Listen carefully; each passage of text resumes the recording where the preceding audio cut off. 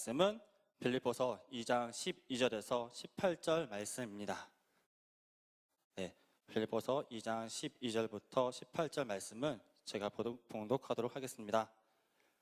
그러므로 나의 사랑하는 자들아, 너희가 나 있을 때뿐 아니라 더욱 지금 나 없을 때에도 항상 복종하여 두렵고 떨림으로 너희 구원을 이루라. 너희 안에서 행하시는 이는 하나님이시니 자기의 기쁘신 뜻을 위하여 너희에게 소원을 두고 행하게 하시나니 모든 일을 원망과 시비가 없이 하라. 이는 너희가 흠이 없고 순전하여 어그러지고 거스르는 세대 가운데서 하나님의 흠없는 자녀로 세상에서 그들 가운데 빛들로 나타내며 생명의 말씀을 밝혀 나의 다름질이 헛되지 아니하고 수고도 헛되지 아니하므로 그리스도의 날에 내가 자랑할 것이 있게 하려 함이라. 만일 너희 믿음의 재물과 섬김 위에 내가 나를 전제로 드릴지라도 나는 기뻐하고 너희 무리와 함께 기뻐하리니 이와 같이 너희도 기뻐하고 나와 함께 기뻐하라. 아멘. 오늘 말씀을 전해주시는 목사님은 지금 8교구를 담당하고 계시는 최종배 목사님이십니다. 최종배 목사님을 통해서 선포되는 그 말씀 가운데 주님의 음성을 들으시는 우리 청년 여러분 되기를 소망합니다.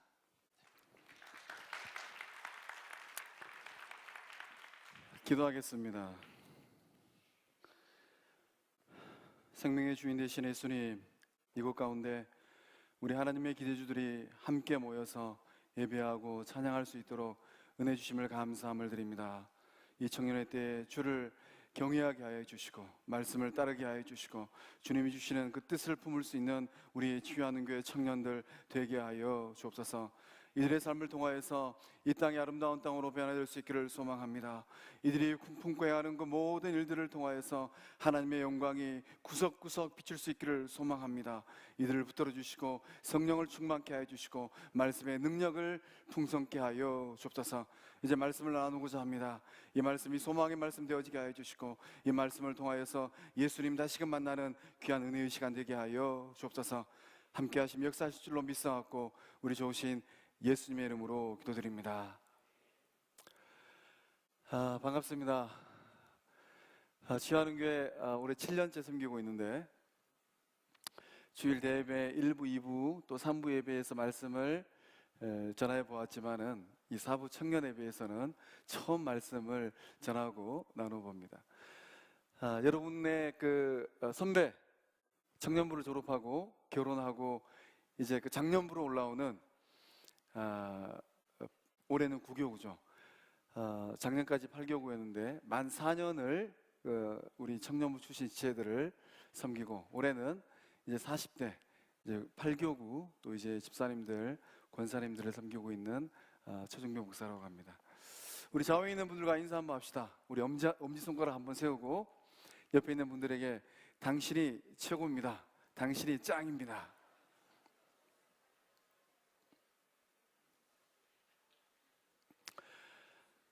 저희 청년부 때, 제가 청년부 시절 때 저희 청년 공동체에서는 종종 이렇게 외쳤습니다. 내가 꼭 하고 싶은 분야, 가령 그 분야가 나는 토목기사가 꿈이다. 그러면 삽을 딱 생각하고, 나는 미용사가 꿈이다. 그러면 가위를 생각하고, 나는 어린아이들을 양육하고 가르치는 유치원 선생님이 꿈이다. 그러면 작은 장난감 마이크. 이렇게 하나씩을 생각하고 난 후에 이렇게 외쳤습니다. 가령 저를 예를 들면 저는 목회자가 되는 게 꿈이었습니다. 그래서 저의 왼손에는 성서를, 오른손에는 십자가를. 이 십자가는 모든 이들에게, 모든 청년들이 공통적으로 외치는 외침이었습니다. 그래서 청년 공동체 모임 가운데 나의 왼손에는 이렇게 외치면 어떤 이는 십자가를, 어떤 이는 삽을, 어떤 이는 가위를, 어떤 이는 하얀 천을, 어떤 이는 빵을 이렇게 외쳤습니다. 그리고 나의 오른손에는 이렇게 외치면 십자가를 이렇게 외쳤습니다. 함께 해볼까요? 여러분에게 그게 있습니까? 목사님, 저는 대한민국에서 최고의 미장장이가 되고 싶어요. 그럼 여러분 그 삽이 있어야 돼요. 목사님, 저는 대한민국에서 최고의 그 한옥을 짓는 목수가 되고 싶어요. 톱이 있어야 되는. 목사님, 저는 대한민국에서 최고로 수학을 잘 가르치는 수학 강사가 되고 싶어요. 여러분 있습니까?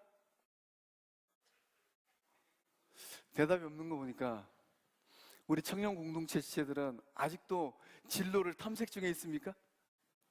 자, 있는 분들만 우리 함께 외쳐봅시다. 제가 먼저 선하면 나의 왼손에는 하면 외치고, 나의 오른손에는 십자가를, 이렇게 동일하게 외치겠습니다. 나의 왼손에는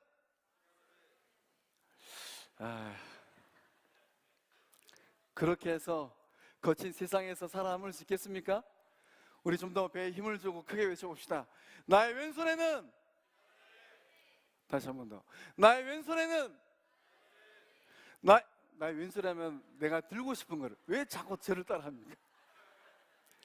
자, 다시 한번 해봅니다. 마지막으로, 나의 왼손에는, 나의 오른손에는 십자가를. 이 두 가지가 20대를 살아내고 있는 여러분에게는 굉장히 중요합니다. 저의 20대 때 저를 지도했던 목사님께서 늘 저의 교회에 닳도록 해준 말씀이 있습니다. 너희들의 20대의 1년은 인생의 10년을 좌우한다. 20대의 1년의 시간이 인생의 10년과 맞먹는다라는 거예요. 오늘 여러분에게 이렇게 도전하고 싶습니다. 여러분의 삶의 자리가 어떤 자리에 놓여 있습니까? 물론 이 가운데 30대들도 있을 것입니다. 여러분 지금 어떤 삶의 기로에 서 있습니까? 그 시간 1년을 집중하십시오. 그럼 여러분의 인생이 새로운 그림으로, 새로운 모습으로 달라질 것입니다. 이번 한 주간에 우리 대한민국의 많은 사람들을 즐겁게 했던 한 청년이 있습니다. 누굽니까? 그렇죠, 테니스 선수 정현입니다. 저는 이제 개인적으로 그 테니스를 고등학교 다닐 때 처음으로 쳐봤어요. 제가 졸업한 고등학교에 테니스 풀코트가 있었는데 체육 시간에 이 서브 넣는 이런 실습 시험이 있었어요. 그래서 이제 뭐 친구들은 아버지 따라서 테니스 쳐보고 뭐 이래저래 잘 쳤는데 저는 그때 테니스가 뭔가를 몰랐어요. 테니스 채도 없었고. 그래서 이제 겨우 친구 채를 빌려가지고 연습을 하고 시험을 봤는데 공을 한 4개 정도 주고 그것을 쳐서 맞은편 코트로 넘기는 겁니다. 제가 잘 쳤을까요? 연습 때는 잘 됐는데 막상 해보니까 이게 코트에 다 걸리는 겁니다. 최하점이었습니다. 그 뒤로는 저에게 테니스는 굉장히 멀게 느껴졌습니다. 군 입대를 해가지고 후임병 중에 충북 대표, 그러니까 충청북도에서 이 테니스 대회에서 3등하고 군으로 들어온 후임이 한 명 있었습니다. 그래서 이제 그 박초로라는, 지금도 이름 잊어버리지 않는데 아주 믿음이 좋았어요. 군생활 하는 동안에 2등병 때부터 새벽기도 가는 친구는 그 친구가 전무후무했습니다. 저에게는 아주 큰 영적인 도전이었습니다. 그래서 이 친구가 하루는 이제 그 테니스 코트로 저를 불렀습니다. 제가 그때 상병 때였는데, 최상병님 코트로 한번 놀러 오시죠. 그 놀러를 갔는데 제가 그 친구에게 테니스 한번 가르쳐 줄 수 있어? 이렇게 얘기하니까 그럼 제 서브를 한번 받아보실랍니까? 코트에 딱 마주보고 섰습니다. 최상병님 갑니다 하면 공이 지나가고 갑니다 하면 공이 지나가고, 아, 이게 프로 선수와 완전 아마추어의 차이구나. 그래서 정현 선수의 그 게임을 보면서 제 마음속에는 그 과거의 기억들이 막 교차하면서 그 게임이 얼마나 재밌었는지 모릅니다. 근데 정현 선수가 16강에서 조코비치와의 그 게임에서 이겼죠. 그래서 인터뷰에서 이 선수가 한 말이 굉장히 제 마음에는 도전이 되었습니다. 이 정현 선수가 뭐라고 얘기했냐면요, 어릴 적 저의 우상인 조코비치를 저는 모방 삼아서 연습했습니다. 조코비치와 정현은 나이 차이가 9살 나더라고요. 여러분 상상해 보십시오. 어린 정현이 그 테니스 코트에서 공을 날릴 때 어떤 생각을 했겠습니까? 조코비치는 이런 자세로 공을 서브했는데, 조코비치는 이런 자세였는데, 그것을 생각하면서 수없이 많은 공을 던졌을 것입니다. 여러분에게 물어보고 싶습니다. 여러분의 인생의 모델이 있습니까? 여러분이 가고자 하는 그 분야에 여러분을 끌고 가는 모델링이 있습니까? 목회기를 꿈꿨던 저에게도 저의 모델 되셨던 분들이 몇 분 계십니다. 여러분 아마 그런 기억이 있을는지 모르겠지만은 제가 중학교 다닐 때는 주일 아침에 딱 TV를 켜면 한 분이 나오셨어요. 목사님 한 분. 전 국민이 볼 수 있는 그런 채널이었습니다. 여의도 순복음교회 조윤규 목사님이 주일 아침에 TV에 나오는 겁니다. 저는 그분을 바라보면서 제 꿈을 키웠습니다. 20대 때가 되어서는 사랑의 교회를 1년 정도 다닌 적이 있었는데 그때 옥하는 목사님이라는 분을 처음 알게 되었습니다. 지금 목회자가 되고 나서 간간히 옥하는 목사님의 설교를 다시 한번 들어봅니다. 20대 때 들었던 그 메시지는 굉장히 어렵고 굉장히 좀 이해가 되지 않았는데 목회자가 되고 나서 다시금 들어보는 그 목사님의 설교는 너무나도 주옥 같은 설교였습니다. 저는 지금도 그분들의 설교를 제 마음 가운데 되새기면서 저의 인생에 저의 목회의 공을 던집니다. 이곳에 나와 있는 우리 청년 여러분의 신앙의 모델링은 있습니까? 여러분의 믿음을 성장케 하는 좋은 믿음의 선배들, 저 형처럼, 저 누나처럼 신앙생활을 해야 되겠구나. 그런 모델링이 있습니까? 오늘 우리가 읽은 이 빌립보서에는 바울이라는 사람이 등장합니다. 빌립보서는 결코 어려운 글이 아닙니다. 바울 사도가 대충 AD 61년에서 2년경 로마 감옥에 있을 때 빌립보 교인들을 향하여 쓴 편지입니다. 사도행전을 보면 바울이 드로아에서 마게도니아 사람들로부터 드로아 우리에게 와서 복음을 전해달라는 환상을 꿈꾸고 바울 사도가 아시아에서 마게도니아로 복음을 전하러 갔습니다. 그 마게도니아의 가장 큰 첫 성이 있었는데 그게 뭐냐면 빌립보 성이었어요. 바울 사도가 빌립보에서 만난 사람들, 자주 옷감 장사 루디아, 그리고 빌립보 감옥에서 옥에 갇혔을 때 빌립보 감옥에서 찬송하면서 하나님의 놀라운 것을 이적을 경험하죠. 바울 사도의 그 이적의 현장 가운데 자결하려고 했던 간수장이들, 이들이 바로 빌립보 교회의 성도들이었습니다. 빌립보 교회에서 사역을 마치고 바울 사도는 이제 또 다른 선교 여정에서 로마 감옥에 갇혀있는 이 시점 61년에서 62년경 빌립보 교인들을 향한 편지를 쓰기 시작합니다. 빌립보 교인들은 이 글을 읽으면서 어떤 생각을 했을까요? 아마 빌립보 교회에 있었던 청년들은 바울을 생각하면서 하나님 나에게도 바울 사도 가지고 있는 그 열정, 복음의 헌신, 그것을 갖게 하여 주옵소서. 바울 사도 가지고 있는 믿음의 열정이 나의 것 되어지게 하여 주옵소서. 그렇게 기도했을 것입니다. 여러분에게 그런 모델링이 있습니까? 여러분에게 그렇게 닮고 싶은 건 누군가가 있습니까?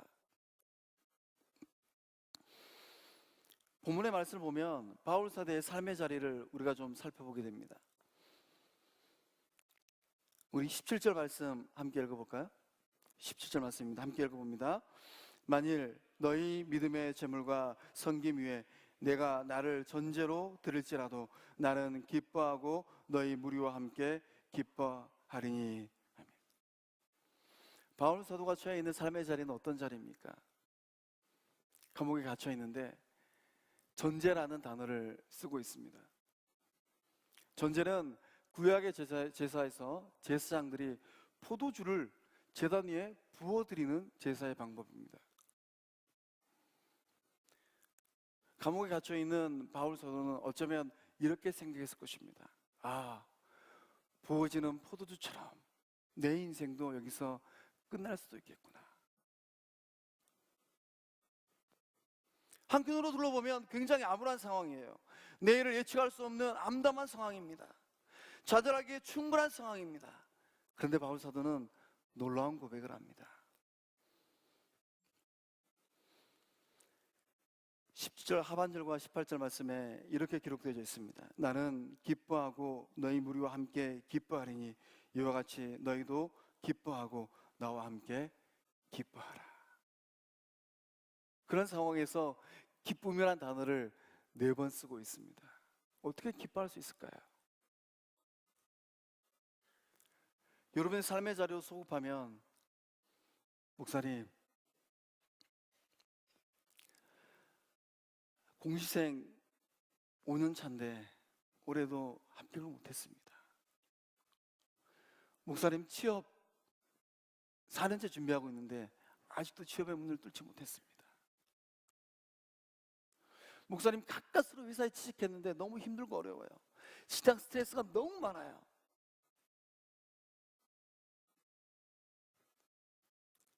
여러분, 바울 사도는 어떻게 그런 어려운 상황 가운데서 기뻐할 수 있었겠습니까?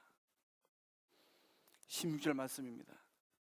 생명의 말씀을 받게 나의 다름질이 헛되지 아니하고 수고도 헛되지 아니하므로 그리스도의 날에 내가 뭐 할 게 있답니까? 자랑할 것이 있대요.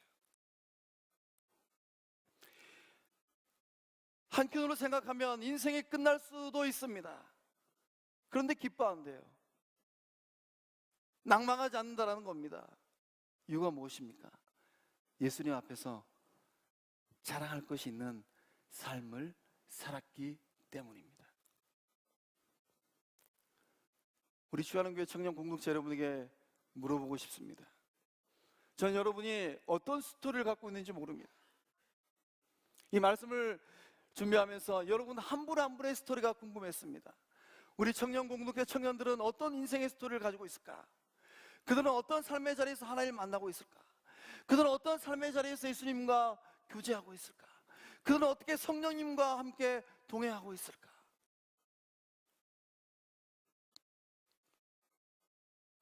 오늘 이 시점까지 살아온 여러분의 삶의 자리에 바울 사도의 이 16절의 말씀에 기록된 그리스도의 날에 내가 자랑할 것이 있게 하려 함이라.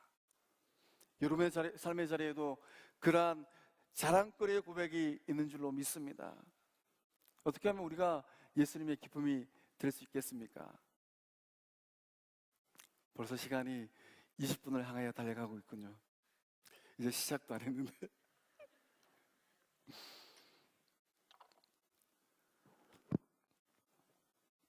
우리 예수님의 기쁨, 예수님의 자랑거리가 되기 위한 첫 번째 삶의 모습은 15절의 말씀에 기록된 것처럼 하나님의 흠없는 자녀가 되는 겁니다. 우리 15절 말씀 함께 읽어볼까요? 이는 너희가 흠이 없고 순전하여 어그러지고 거스르는 세대 가운데서 하나님의 흠없는 자녀로 세상에서 그들 가운데 빛들로 나타나며. 아멘. 하나님의 기쁨, 예수님의 기쁨이 되는 첫 번째 삶의 모습은 흠없는 하나님의 자녀가 되는 겁니다. 바울 사도가 2000년 전 바울 사도가 살았던 그 시대의 세대의 풍습을 2가지로 묘사하고 있습니다. 어그러진 세대, 그 다음에 거스른 세대랍니다. 어그러진 세대는 무엇이냐? 말씀이 기록된 대로 가지 아니하는 사람들의 삶의 모습입니다.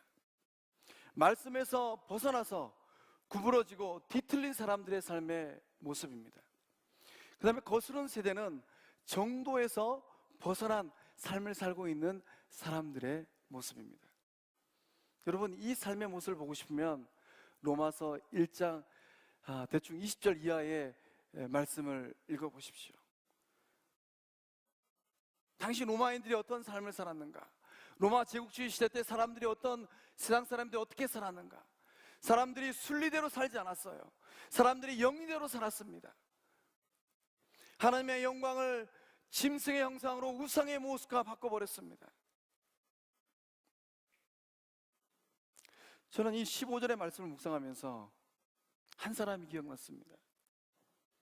어그러지고 거스른 세대의 대표적인 인물이 누굴까? 여러분, 개콘의 봉숭아학당의 삐뚤이 아십니까? 삐뚤아, 아이스크림 먹으면 배고파. 먹지 마라. 먹지 마라? 그럼 난 더 먹지 하고 아이스크림을 2개, 3개 먹잖아요. 삐뚤아, 제발 친구들과 사이좋게 놀아. 그럼 삐뚤이 어떻게 합니까? 사이좋게 놀아? 그럼 난 더 싸우지. 삐뚤아, 정직하게 말 좀 해. 정직하게 말을 해? 그럼 난 거짓말을 더 하지. 하나님의 눈으로 보면 이 세상을 살고 있는 복음의 영역 밖에 있는 모든 사람들이 바로 삐뚤이의 삶을 살고 있는 겁니다. 여러분, 한 주간의 삶은 어땠습니까? 혹 여러분의 삶은 거스르고 하나님의 말씀을 어긋나는 그런 삶을 살다가 이 자리에 오진 않았습니까? 하나님의 자녀의 특징은 무엇일까요? 15절 말씀을 보면 하나님의 자녀의 특징을 3가지로 기록하고 있습니다. 흠이 없답니다. 그리고 순전하답니다. 그리고 세상 가운데 그들 가운데서 빛으로 나타난답니다. 흠이 없다라는 말은 사람들로부터 손가락질 당하지 않는다라는 거예요.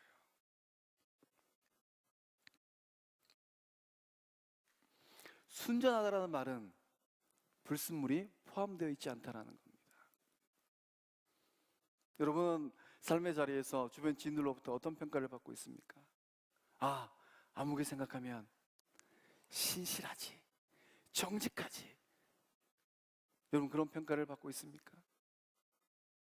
아무개 생각하면 우리들과는 뭔가 다른 순결함이 있지.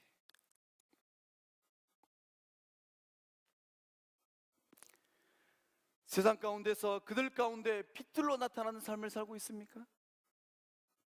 여러분의 삶의 자리는 어디일까요? 여러분의 삶의 자리는 말씀의 기록을 보니까 세상이라고 기록되어 있습니다. 예수님은 이 세상으로 오셨어요. 예수님이 오신 그 세상은 죄인들이 있는 세상이었고, 예수님이 오신 그 세상은 세리들이 있던 세상이었고, 예수님이 계신 그 세상은 창녀들이 있던 세상이었습니다. 예수님이 오신 그 세상은 이방인들이 있던 세상입니다. 예수님은 그곳으로 오셨습니다. 여러분, 세상으로 들어갈 수 있기를 소망합니다. 그곳에 들어가서 빛된 하나님의 자녀의 모습을 보여줄 수 있기를 소망합니다. 지난 수요일 저녁 우리 교사 헌신 예배 때 일산 광림교회 박동천 목사님께서 오셔서 말씀을 전하셨습니다. 목사님의 메시지를 듣다가 제가 깜짝 놀란 단어가 하나 있습니다. 어떤 단어인 줄 아세요? coming out이라는 단어였습니다. 아마 수요일날 오셔서 그 말씀을 들어본 청년들은 그 스토리를 대충 아실 겁니다. 박 목사님께서 목회하시는 그 교회에 한 청년이 있었답니다. 이제 대학을 마치고 대기업에 취직을 하는데 목사님이 약속을 했대요. 회식 자리에서 나는 교회 다니는 신자입니다. 너의 정체성을 밝혀라. 이 청이 목사님과 약속을 했답니다. 첫 회식 자리에 가서 이제 다들 술 한 잔씩 권하잖아요. 근데 이 청년의 얼굴에 목사님 얼굴이 이만하게 보이더랍니다. 목사님과 약속을 했는데 그 자기 앞에 술잔이 딱 돌아오는데 좀 고민했겠죠. 자기 직장 다들 상사들이지 않습니까? 신입사원 되었으니까 그 자리에서 주저하지 아니하고 저는 교회 다니는 신자입니다. 이 술잔을 받지 않겠습니다. 라고 고백했다는 겁니다. 여러분, 그 분위기가 어떻겠습니까? 찬물이 쫙 끼얹는, 흙을 돋우는 게 아니라 흙을 완전히 깨버리는, 그걸로 회식 자리는 종을 쳤다라는 거예요. 그 뒤로 1년 동안 이 청년의 직장 생활은 굉장히 힘들었다고 해요. 툭하면 불려가서 괴롭힘 당하고, 그래서 3개월은 못하지 않고 목사님을 찾아와서 목사님 회사 그만둘라 합니다. 목사님이 2달만 참아 석 달만 참아. 그렇게 해서 1년까지 버텼다라는 거예요. 1년이 되어갈 무렵에는 이 목사님께서 그 청년과 약속을 했답니다. 1년만 버티면 내가 너 인생 책임져 줄게. 1년이 다 돼갈 무렵에는 그 가슴에 사표를 쓰고 다녔대요. 그만두면 갈 데가 있으니까. 1년이 다 돼갈 그 무렵에 또 자기를 그렇게 괴롭히던 직장 상사 2명이 옥상으로 부르더랍니다. 그렇게 이렇게 얘기하더래요. 그동안 내가 너를 너무 괴롭혀서 미안하다. 사실은 나도 교회 다녀. 이 이야기를 하시면서 그리고 난 후에 그 부서에 있는 모든 사람들, 부장님도 차장님도 과장님도 다들 교회 다니는 성도들이었다는 거예요. 박 목사님 이렇게 얘기하시더라고요. 그리스도인들이여 커밍아웃 하세요. 여러분, 커밍아웃이란 단어는 보통 이 성소수자들에게 쓰는 단어이지 않나요? 이 시대 많은 그리스도인들이 사회 가운데 있는데 자신의 그리스도인됨을 드러나지 않는다라는 겁니다. 여러분 어떻습니까? 말씀의 기록은 세상 가운데서 그들 가운데 빛으로 나타내라 그러는데 여러분 나타내고 있습니까?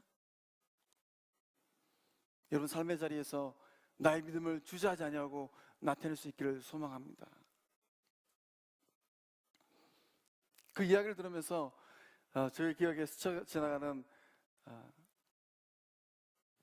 아주 막연한 집사님 한 분이 있습니다. 저하고는 이제 그 20대를 같이 보냈는데요.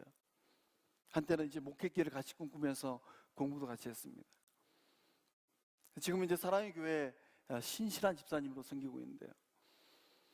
그 대학을 졸업할 무렵에 그 신학의 길을 정리를 하고 일반 직장인의 길로 진로를 바꿨습니다. 철학을 공부를 했었는데요. 그러니까 이제 진로를 대학교 4학년 때 바꾸다 보니까 미처 준비한 게 아무것도 없었습니다. 대학을 졸업하고 안 해본 일이 없어요. 피자집에서 아르바이트도 해보고 또 막노동도 해보고 이것저것 다 하다가 마지막에 선택한 잡은 보험 설계사였습니다. 그 서울에 연구지가 아무 데도 없어서 그 ING라는 보험회사에 취직을 해서 그 회사 사무실에서 먹고 자고 했어요. 하루는 저를 찾아왔습니다. 그리고 이런저런 얘기를 막 하면서 포인트는 뭐였느냐? 포인트가 뭐였겠습니까? 보험 들어달라는 거였죠.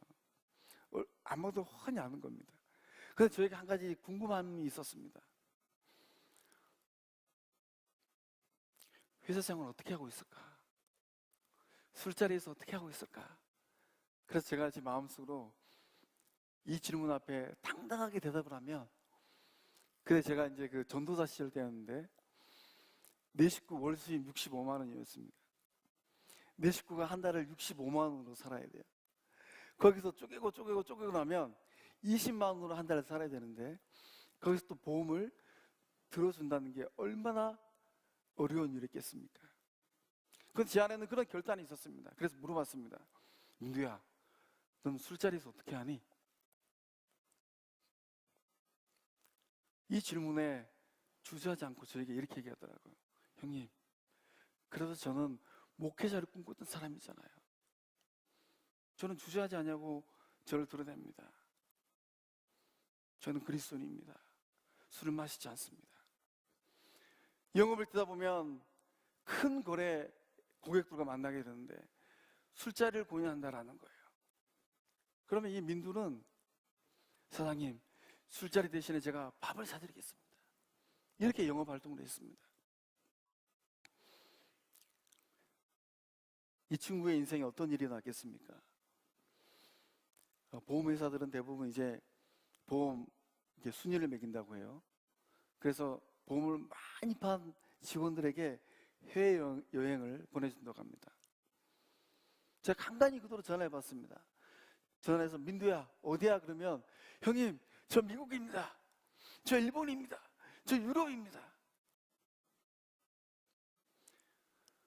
하나님과 동행하는 사람들의 삶의 자리에는 어떠한 은혜가 있습니까? 내가 그리스도인됨을 주저하지 아니하고 고백하고 드러내는 청년들의 삶에는 어떠한 은혜가 있습니까? 그 분야에서 탑으로 만들어 주셨어요. 영업하는 게 얼마나 어려운 일입니까? 여러분 안에 그런 믿음의 고백이 있기를 소망합니다. 나의 그리스도인됨을 주저하지 아니하고 드러내는 그런 믿음의 고백이 우리 가운데 있는 줄로 믿습니다. 두 번째, 우리 13절의 말씀을 또 함께 읽어보겠습니다. 13절의 말씀 함께 읽습니다. 시작. 너희 안에서 행하실 이는 하나님이시니 자기의 기쁘신 뜻을 위하여 너희에게 소원을 두고 행하게 하시나니. 아멘. 하나님의 기쁨, 우리 예수님의 기쁨이 되기 위해서는 우리 안에 무엇이 있어야 되느냐? 삶의 소원이 있어야 된다는 거예요.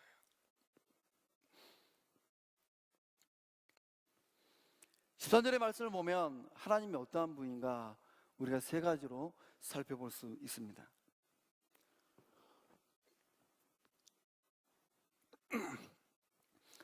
하나님 어떤 분입니까?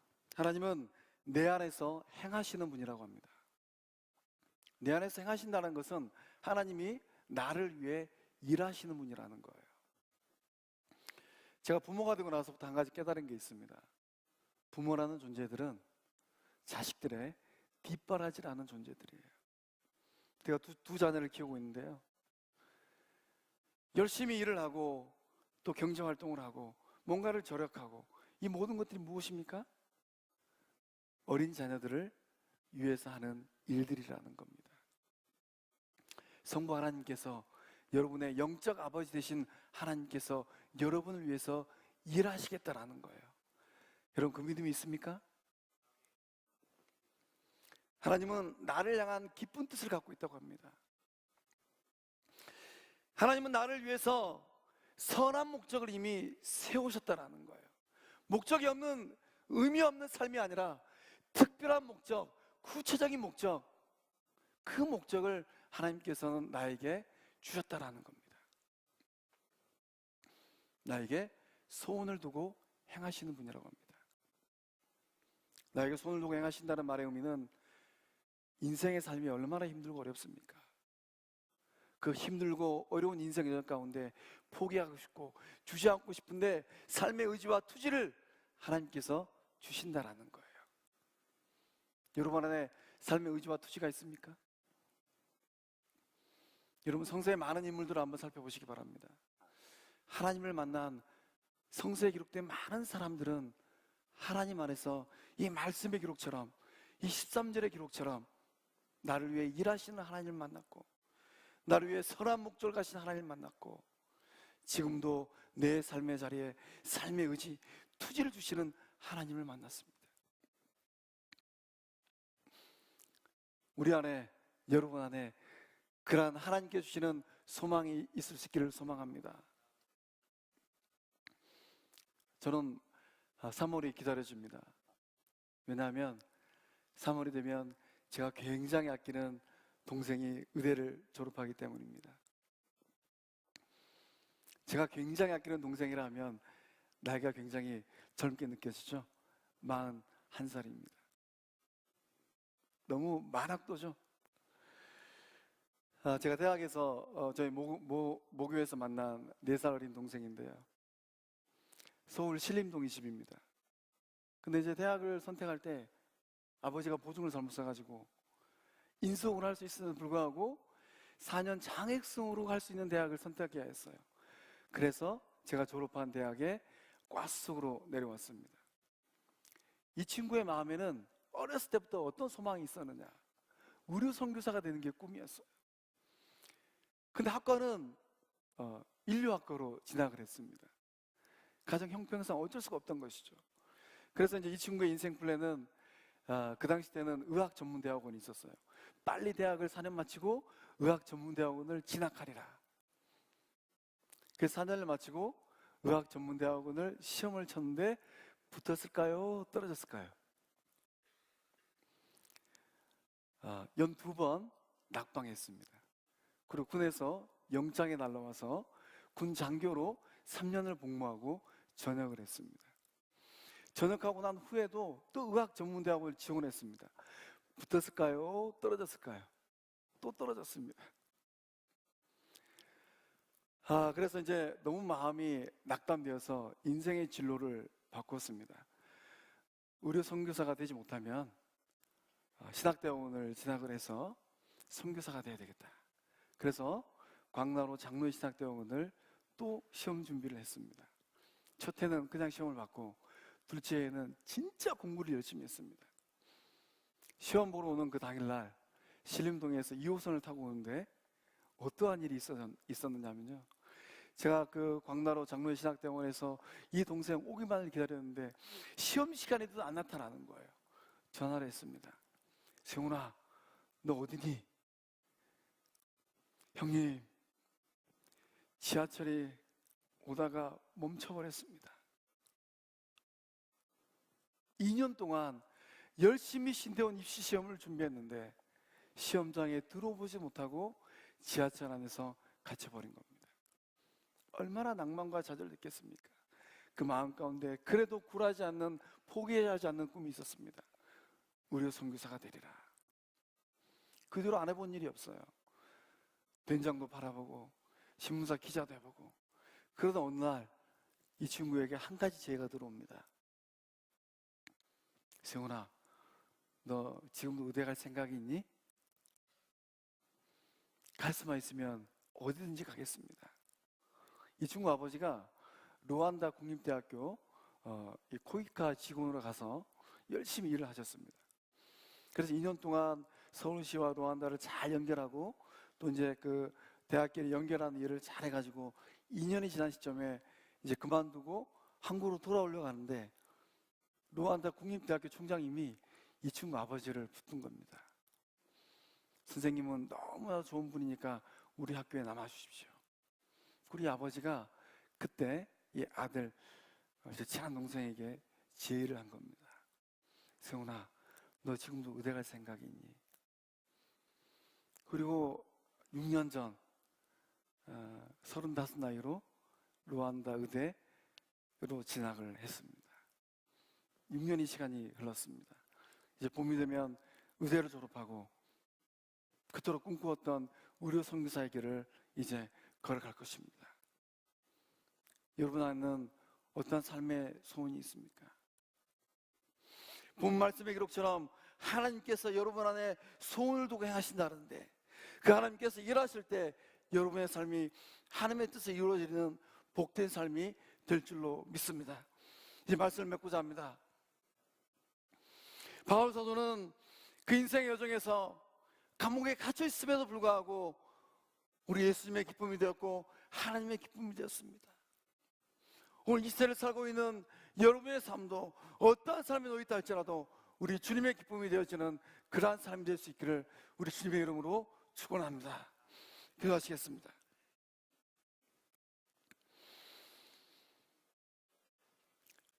우리 이 시간 함께 기도할 때 우리 개개인의 삶을 놓고 기도하기를 원합니다. 하나님, 나의 삶이 주를 기쁘게 하는 삶이 되게 하여 주옵소서. 나의 삶을 통하여서 주의 영광이 나타나게 하여 주시고 나의 삶을 통하여서 예수의 이름이 드러나게 하여 주옵소서. 나의 삶에 족족이 닿는 곳곳마다 그리스도의 향기를 나타내는 삶이 되게 하여 주시옵소서. 우리 주의 3창과 함께 기도하며 나아갑니다. 주여, 주여, 주여. 아버지 하나님, 아버지 하나님, 아버지 하나님, 아버지 하나님, 이 시각 잘 만나기를 소망합니다. 아버지 하나님의 뜻을 이기를 원하오니 하나님 우리의 삶 가운데 일하여 주셔서 우리의 삶 가운데 주를 향한 소원함 있게 하여 주셔서 우리의 삶 가운데 주의 뜻이 임하게 하여 주셔서 성령 하나님 붙드셔서 성령 하나님 능력으로 역사하여 주셔서 주여 붙들어 주셔서 능력으로 임하여 주셔서 주님 일하여 주시기를 소망합니다. 주의 영광이 임하기를 원합니다. 아버지 하나님, 내 삶 삶이 귀한 삶이 되어지도록 하고 내 삶과 하나님 하기를 원하오니 주여 붙들어 주옵소서. 우리의 생각을 변하게 하여 주옵소서. 우리의 마음을 새롭게 주님의 영광이 될 수 있기를 소망합니다. 우리에게 힘을 다해 주시고 능력을 다해 주시고 우리의 삶의 족족이 닿는 곳마다 하나님의 영광이 임하게 하여 주옵소서. 아버지 하나님 붙들어 주옵소서. 주의 능력이 임하기를 원합니다. 주님의 뜻이 이루어지기를 소망합니다. 성령 하나님 우리와 함께하여 주셔서 우리를 붙들어 주시옵소서. 아버지의 뜻이 이루어지기를 원합니다. 주여 역사하여 주셔서 주여 능력으로 역사하여 주셔서